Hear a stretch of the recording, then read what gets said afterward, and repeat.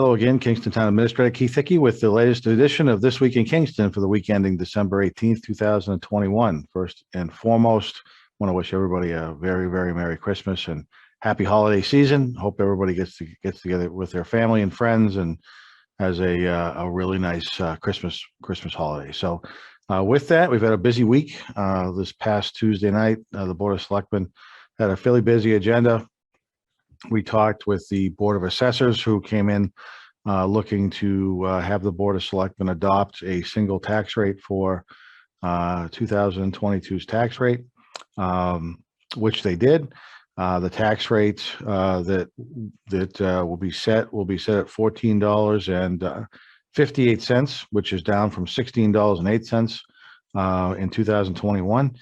I think everybody was aware who's a property owner that their property values had increased a pretty significant amount because of the market. And with that comes a corresponding decrease in the tax rate. So the tax rate's gone down $1.50. So just to give people a sense of what the average increases were, in 2021, the average residential home valuation, single family home valuation was $437,000. In 1 year, that has gone up from $437,000 to $487,000. So a $50,000 increase in your home value, which is great for those who may be interested in selling things of that nature. You continue to get more and more equity in your property. As far as the tax rate goes, dropping $1.50 per thousand. What that means to that average $487,000 house is that your tax bill is going to go up $66 for the year in 2022. So there is an increase there, no question about it.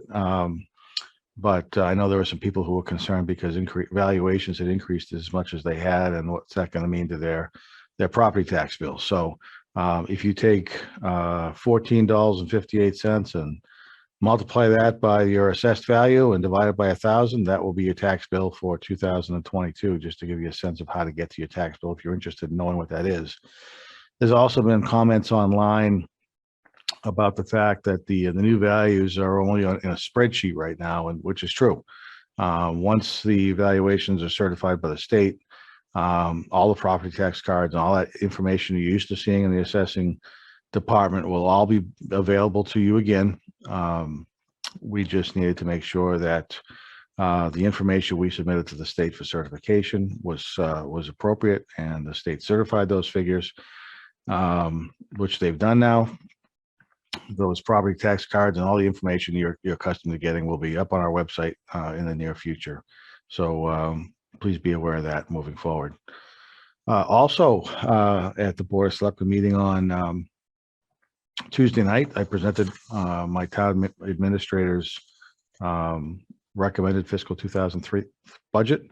The fiscal committee, if you recall me mentioning a while ago, had set a 2% increase in expenditures in the budget as the maximum increase. So I have met that 2% goal that they set for me. I think the budget overall starts to address some of the items that need to be considered, at least in my mind.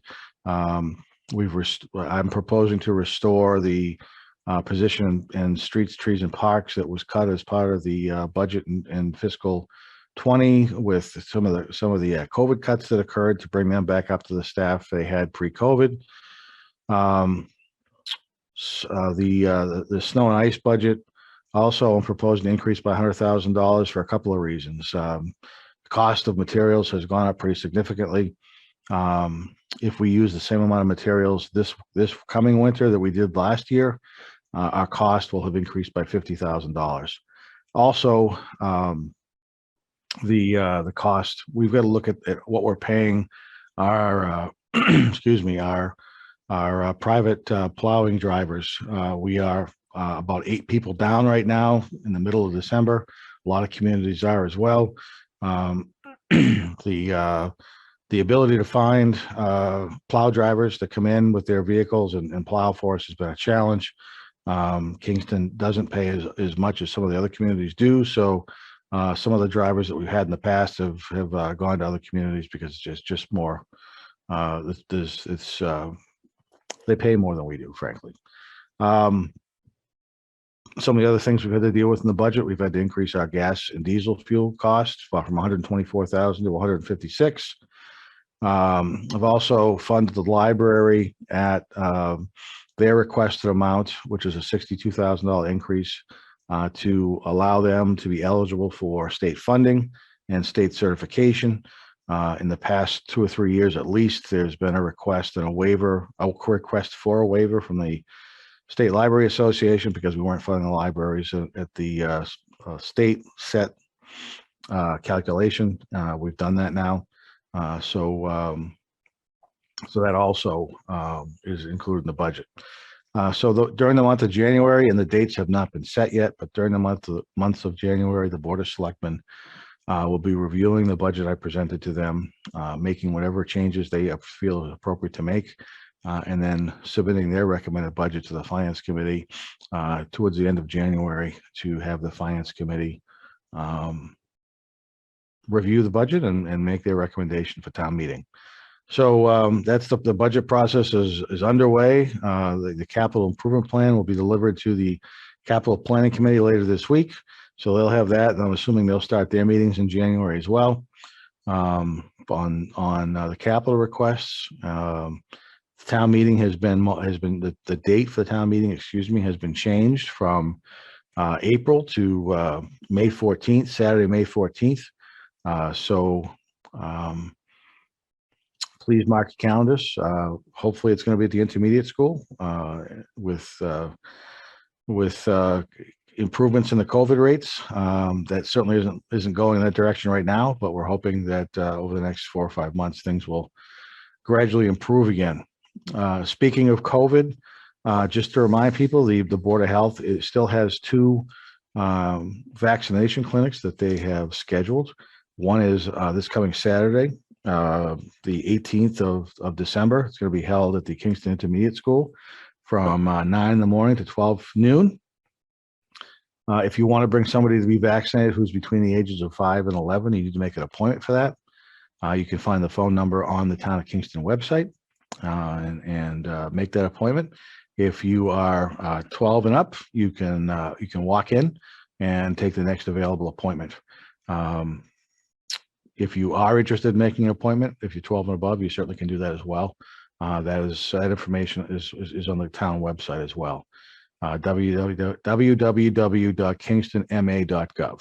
So, please look at that. It's on the front page of the website on the left-hand side. Scroll down a little bit, you'll see the link, and you'll go right to that COVID information and try to get your COVID shots if you want them.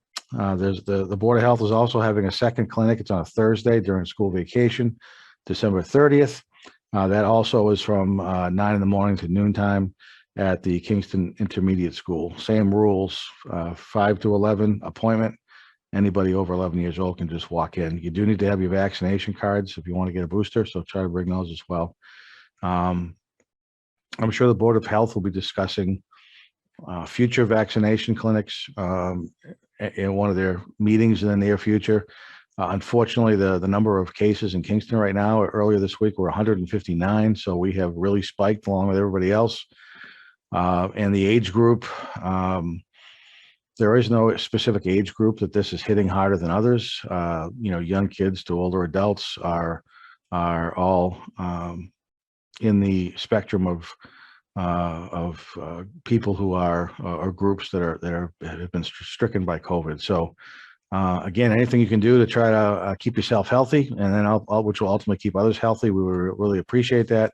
Our health agent will be coming on PAC TV. I think he's taping a TV show next week where he'll be talking about a variety of COVID-related items and safety tips for you that you might be able to incorporate into your daily life and try to keep everybody healthy. So I think everybody is pretty worn out of the COVID situation. I know I am, but I think we just got to keep moving forward and trying to keep ourselves and everybody else healthy so we can try to get back to some sort of normalcy.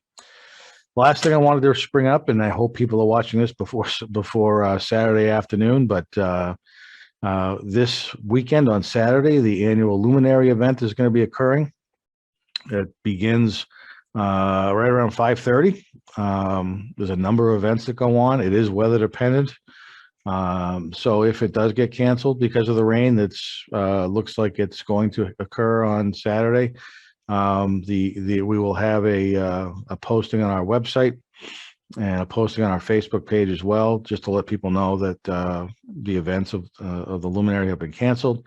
There may be still some things that go on that are inside buildings that will occur. We've got some activities at the library, activities at the Reed Center that may be occurring anyways, and we'll keep everybody up to date as soon as the fire department makes a decision on whether this moves forward or not.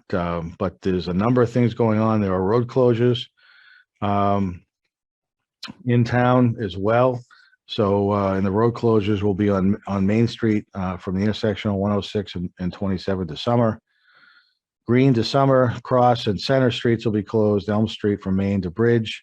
I'm sorry, to the Bridge, and then Maple Ave and Shirley Ave. Anybody who wants to come make donations, they can certainly do that, but this is a free event. There'll be face painting at the Reed. There'll be hot chocolate and cookies at the Reed.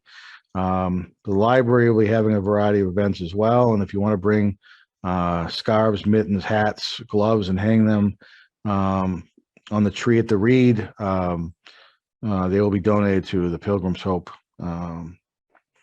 Family Shelter. So great opportunity to get out, walk around, enjoy the sights and sounds, and hopefully have a decent night. But so hopefully the meteorologists are wrong yet again. We'll see.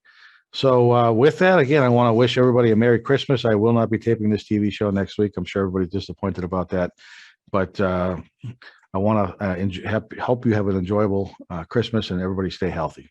Thanks for watching. Have a great day.